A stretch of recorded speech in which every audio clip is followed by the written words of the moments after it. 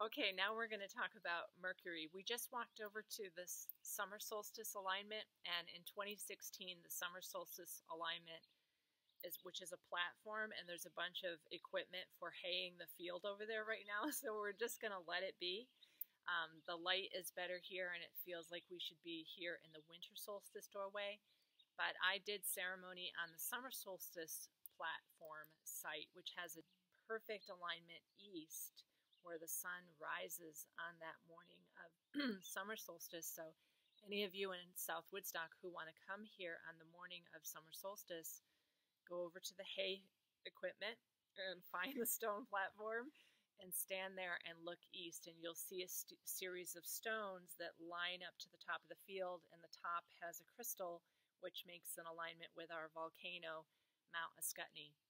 So this is very much the ancients' way of receiving the energies from the star, our sun, and from the planets, was their alignments with these temples. The temple that we're sitting on crosses several different waterways that go underneath South Woodstock and go down into the Kedron Valley.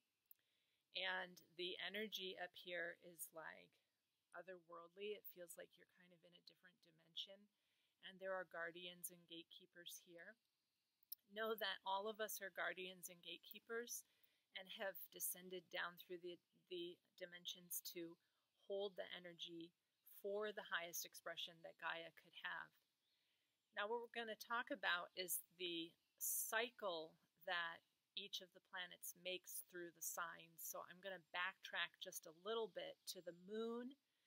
The moon moves through the signs within 2.5 days. So the moon will be in Gemini at this new moon for 2 to 2.5 days, and then it will go on to the next sign. So the moon moves very fast, 2.5 days, and then it goes through all 12 signs, which makes this kind of a 28, 29-day cycle. Okay? The sun, which is moving about a degree every day, because the whole circle of the wheel is 360 degrees. So the sun moves about 1 degree and a bit every single day. So your ascendant degree is based on whether the doctor actually, or the nurse or the midwife or your family member looked at the clock at exactly the moment that you first inhaled. And some of you were born by cesarean section, some of you were born in a prolonged labor where you were actually breathing before you came out of the womb, and some of you popped out and took a breath, but the doctor or midwife didn't look at the clock for another 10 minutes. So the ascendant degree is extremely important, but it's not ever as exact as the degree of the sun, which is really in a single degree every single day. So my sun is at 18 degrees and minutes. Lindsay's sun is at 18. So Lindsay and I have a similar 18. And then the numerology of your degrees is important. So 1 plus 8 is a 9. So I very much resonate as a 9. 9 has always been one of my favorite numbers. So just note that 9 is the number of power. It ends a cycle, like a completion cycle, before it goes back to 1. So start to know the numerology of at least the degree of your sun is really potent, because it moves every single day, and that could be the number that you play. You know, if you're playing games and you say, okay, you know, I'm gonna put 999 or any sequence of nines or additions of 9, like 4 plus 5 is 9 or 1 plus 8 is 9. Those become your key numbers. Okay, and then the moon, okay, moves very quickly, so that degree is not as precise as your sun's degree. Your ascendant is only precise if your parents were astrologers and they looked at the clock and said, oh, she just took a breath. That's her ascendant degree. That one's only really precise there. And some of you are walk-ins, which I haven't talked about in these videos yet either, but that means that a soul was born on a certain day, magnetized a certain light body, but then that soul did not want to complete the mission, and another being took that body and is called a walk-in, but still, because the body took a breath at a certain moment and magnetized a certain hologram based on the position of the planets, you as a walk-in still have to live out whatever it is that is the soul's mission of that original soul that took a breath at that time.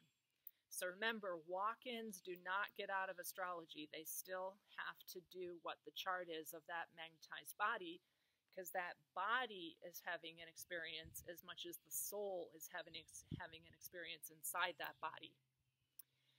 Okay, so let's talk about the next planet, which communicates all the starry information, and that is Mercury, or Hermes. And this will be in the notes. So where Mercury moves is it has forward movement and what appears to be retrograde. Now, none of the planets actually go backwards, but the appearance in relationship to the way that the sun moves, which never goes retrograde, the sun is always direct. Mercury has cycles where it flips around behind and then appears to go retrograde. All right? And you can Google this kind of stuff. These are technical details you can find on your own. From the astro mythology, which is really where I resonate, Mercury is the starry messenger that gathers information from all the fixed stars, from the sun, and then will retrograde back to certain points that have either fixed stars or Sabian symbol, which is like a tarot card reading of that point, and then we'll go forward again, meet the sun, which is called combust. We'll even pass the sun, and then we'll stop, station, the word is station, and retrograde back to the sun and communicate to the sun again. So Mercury is what is called the starry messenger. And in astro mythology, you see this little figure that has wings on its feet because it moves so fast. It's kind of a trickster. You know, in astro mythology, it's gender neutral. It's neither male nor female, depending on whether you have a day chart or a night chart. So the night chart prefers evening stars, and the day chart prefers morning stars, meaning that they're in the sky during the day. And that's something we'll get into after all of these overviews of what the planets mean. But Mercury is in the zodiac, orbiting the entire 360 degrees in just 87 days. So it moves really fast. It goes forward and back, forward and back, forward and back, all the way through the charts. It stays in each sign for an average of 7 days. So we just had an alignment where the sun and Mercury were conjunct, making an opposition to the great attractor at 14 degrees Sagittarius.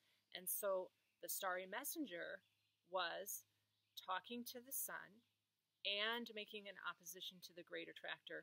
And what the people who are gatekeepers and grid workers said, oh my gosh, all the gates have opened. The creator gate is opened.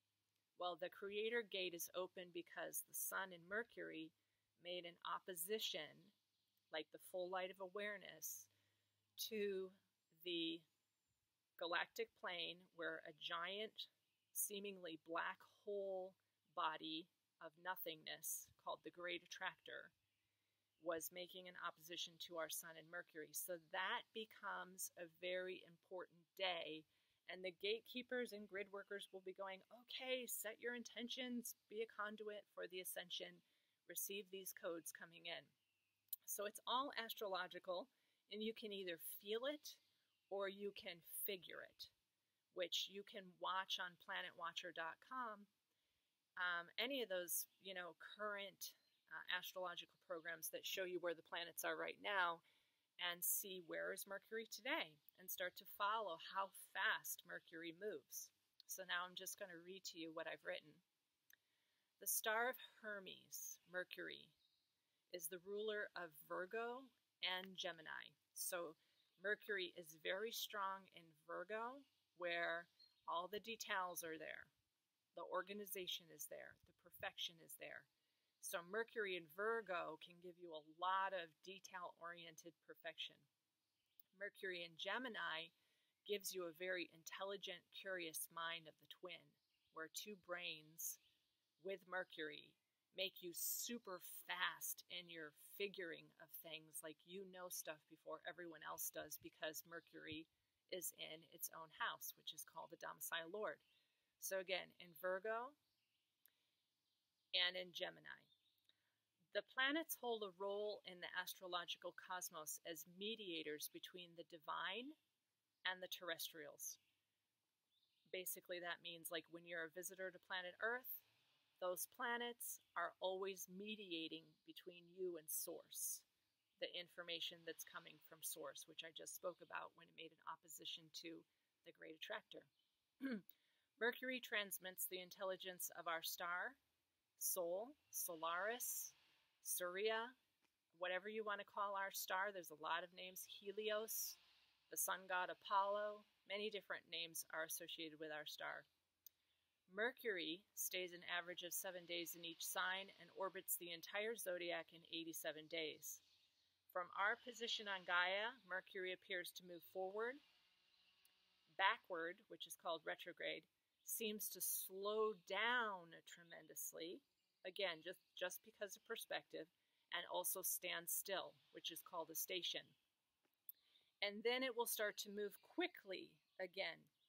Now, when we get into work with the ephemeris, you will see that when you have a very fast-moving Mercury, meaning it's moving very fast through a sign forward, in forward direction, that could be an indication of a lot of communications coming straight through to you, and that's when galactic languages come in.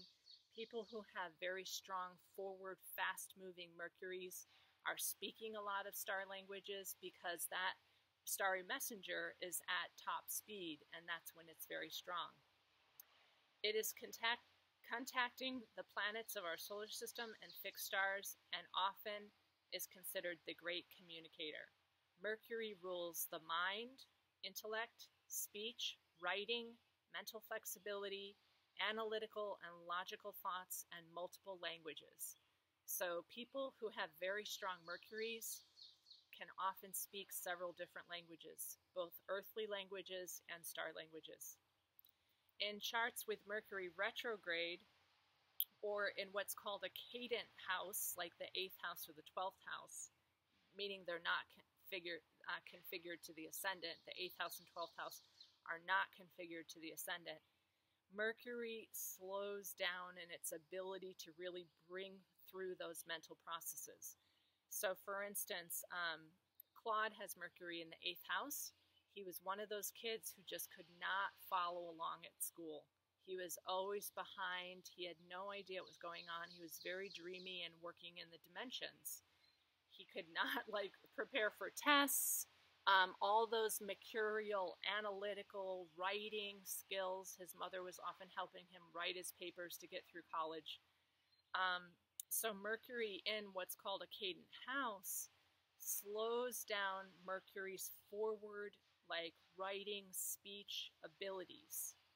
That's what you need to know about Mercury. Also, Mercury is in what's called detriment in Pisces. And what that means is that Mercury is so dreamy and cosmic in Pisces that it doesn't have this analytical mind. And sometimes those people will even spell backwards, like they'll write backwards, or they'll be dyslexic. So Mercury in Pisces makes a great prophet and a seer, but they're not really great at moving forward with speech and analytical skills. So this is some of the ways that Mercury might be working in your chart. Mercury may act as a negotiator of other realms, particularly in the 8th house or the 12th house, to understand the unconscious mind and images. Mercury acts also as a psychopomp, meaning that if you have Mercury in the 8th house, you can navigate the other dimensions, or if you have it in the 12th house, you can tap into the collective unconscious. Now, if you have Mercury in Gemini and a forward speed in the 12th house, probably you're continually tapped in, and you can be one of those persons that give Akashic record readings, because you're tapped into the whole psyche of the morphogenetic field. So I have seen that. Mercury in the 12th house in Gemini, because it's in domicile Lord Gemini, it communicates from the Akash there. In the 8th house, it can do dreams and the other world. So it depends on where your Mercury is. If it's in your 1st house, you tend to talk.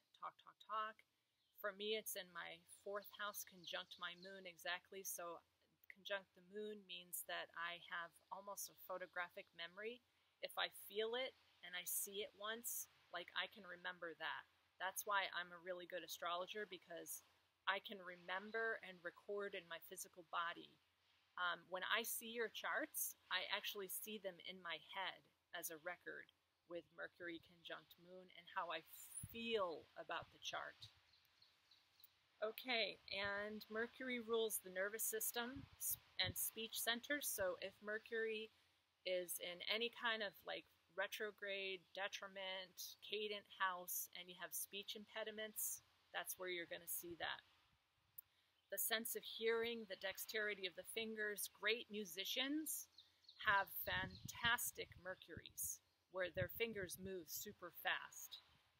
And they just correspond quickly to the notes of the musical keys, which are just like the starry, messenger making notes with the different planets and stars. It's basically, those are all songs that the celestials are singing. So Mercury on the ground translates to great musicians.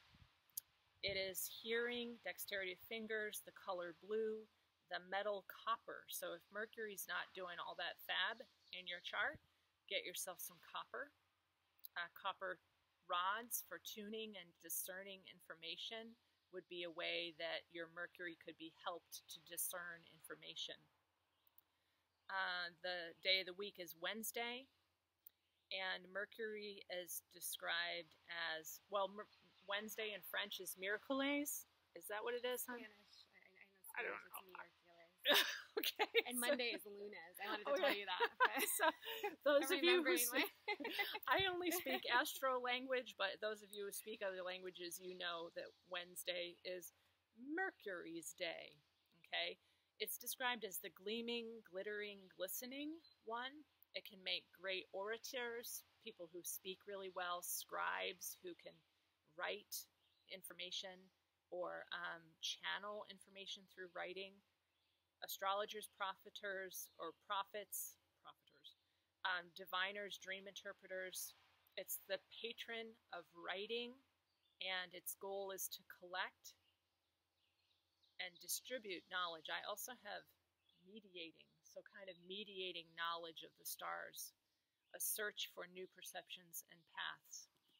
The other thing that I've seen in some charts, because we now have a population of people who are kind of androgynous, and I don't want to get into why or what that means, but I can tell you I have been surprised to find some charts where Mercury is conjunct the asteroid Aphrodite, and that person, particularly in this new generation of people that have been born since the 1990s, they're so androgynous that when you put Hermes and Aphrodite together, you get Hermaphrodite, which they don't identify as one gender or another.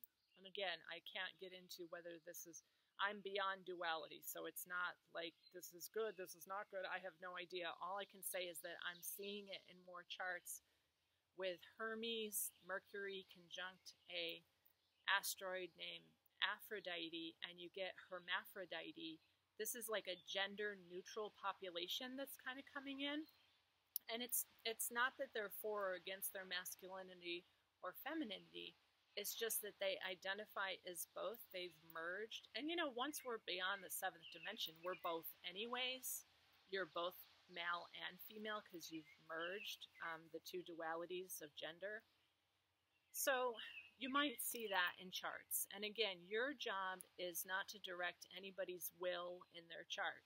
Your job is to just read the chart and help them uplift their soul's purpose. Okay, so Lindsay, what do you want to talk about with Mercury? Well, I thought you were going to put me on the spot again. So tell me about your Mercury. And it's very hard for me. So it's in the fifth house of creativity, sexuality, and children, and I have a lot of stuff in that chart too. My fourth and fifth house is where I have most things. And it's Scorpio, which is, I remember it being hidden, psychic. Those are the two things coming to me right now. And my Mercury is conjunct Vesta by 3 degrees. So when I first saw that, I was like, oh, I communicate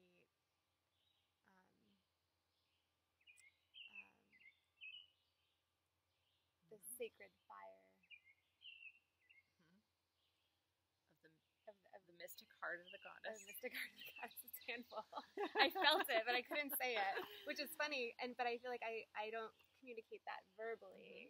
It's through my children and creativity and sexuality that I communicate that. So that would be like through. I was thinking, like through my children, and how I am with them, and through my like our partnerships, like because we're being creative together, and then through my sexual partnerships too. I don't communicate necessarily verbally, but. Yeah, so the fifth house, if your Mercury's in the fifth house, then it's about your creativity and your expression of your sexuality, which can be through products. Like Lindsay brought me a beautiful product today that I was very interested in with chaga, which is a mushroom or a fungus or some kind of black thing that grows on our birch trees here in Vermont. And she figures out how to like alchemically use that substance, which actually the fungi, I think, vibrate at 6th dimension. Fungi are all 6-dimensional beings, just so you know. So Lindsay took the spirit of chaga, which is a higher dimensional being, and she, manifested this alchemical process where her Mercury and her Vesta, she was like this priestess of this creative alchemical process. And Scorpio is hidden things, secret things, taboo things, but also like the deep mysteries of things. So that alchemical process and the incredible mystery. And I always tell Lindsay, when I look at that chart, I see a witch.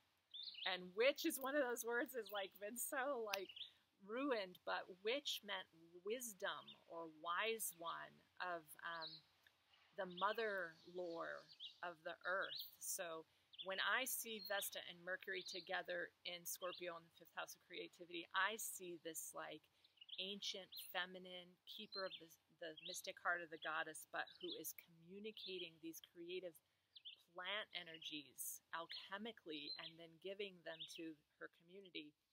So she's not necessarily an orator, but she could be, but she really is an oracle through this plant medicine that she's creating and through her beautiful children that she makes incredible pictures and videos of that gives us this mystery into the childhood, almost like supernatural fairy children, going around while she's collecting her dandelion greens as a witch. So good. So do you understand Mercury? What else do we want to talk about with Mercury? I don't know. Should we give another example of another house that we didn't mention? Yeah, so if you have Mercury in the second house, that would be a way that you provide resources, what you value, finding your own self-worth so that you can finance and provide resources for yourself. Say that you have Mercury in Virgo in the second house. That's someone who's going to be able to analyze, get the details down, get a linear model of how things would flow in an organized way, which is Virgo. Create material resources, which is Virgo. I can see that, in the 3D model, this would be an accountant or someone who was like managing resources. That would be Mercury in the second house of money. Whereas if you have Mercury in the 9th house, then that would be the mystery schools, oracles, seers, divination, depending on what sign it is. In the 9th house, that's going to be by sign. So again, Mercury, you're going to put these key phrases in as the starry messenger, okay, who communicates, and use some other words that you might want to do, linear thinking or curiosity or analytical thought, okay, in the sign. So Mercury in Gemini is going to be incredibly curious, very fast thinking. And then say that Gemini's in the 9th house, because I just love the 9th house because it's the house of astrologers. But that person is going to be super brilliant, like studying at divine university level, and then transmitting those same university level higher learning thoughts back to the public, either as a book writer potentially, or as a video maker, or maybe even working in a university setting. So, and it's all changing, like the job descriptions. When we write our book, we're going to need to come up with some new ideas for occupations. So I put down orators, scribes, musicians, astrologers, prophets, diviners, dream interpreters. Those are my like my vision of 5D job scenarios. What other things? Well, one thing actually, I think it came up when we were talking casually that might make sense to talk about now, about like how every Mercury in retrograde and like how it doesn't affect everyone the same way. Yeah. So people who are born with Mercury retrograde have a very hard time going retrograde, like a really hard time going retrograde. So when Mercury's retrograde on the planet, there can be like, you're trying to make an appointment with someone, you both have the wrong day or the wrong time, or your computer is not working and your whole website goes down, or you're trying to back your car up, like put the car in reverse and you hit the post. That's retrograde. That's movement, travel, communication. Sometimes Mercury retrograde, when you already have Mercury in a cadent house or retrograde or whatever, your travel plans can be all messed up, where you are trying to go, you miss the plane, or your plane was delayed. All kinds of problems will happen with people who have Mercury retrograde, and then there's a Mercury retrograde. So I think there's more to talk to you about those retrograde periods, but at this point I don't want to get into the whole of the Mercury analysis in the chart. Just know that it has a period where it stations, it stands still. And as an astrologer and a gatekeeper, on those days when Mercury stands still, I will look at the Sabian symbol and note what it is the Starry Messenger was trying to give us as like a tarot card reading for that day. When Mercury comes together with the Sun, a combust state of Mercury and Sun as one, I'll also look at the Sabian symbol and see what Mercury's trying to communicate with us on that day. The way that people who know how to do magic use Mercury is that when Mercury stations or comes together with the Sun and it's in its super full power, they'll give a teaching on that day. They'll say something that's very profound and needs to be put out into the psyche. I want to go back to the void of course moon. When the moon is void of course or is unaspected, I know as an alchemist and a gatekeeper, those are the days that I will do a huge ceremony for non-duality, whereas the malevolent forces, just so you know, they will use a void of course moon day to put forward their agenda. So you as astrologers, particularly with this next new moon, which is going to be at Al-Nilam, which is the on conversion, you should be using your magical influence of astrology when these planets are doing things. The point of using and knowing astrology is to do something about it, not just know how to read a chart, but to like act on it. Okay? So is that good for this video? Yeah.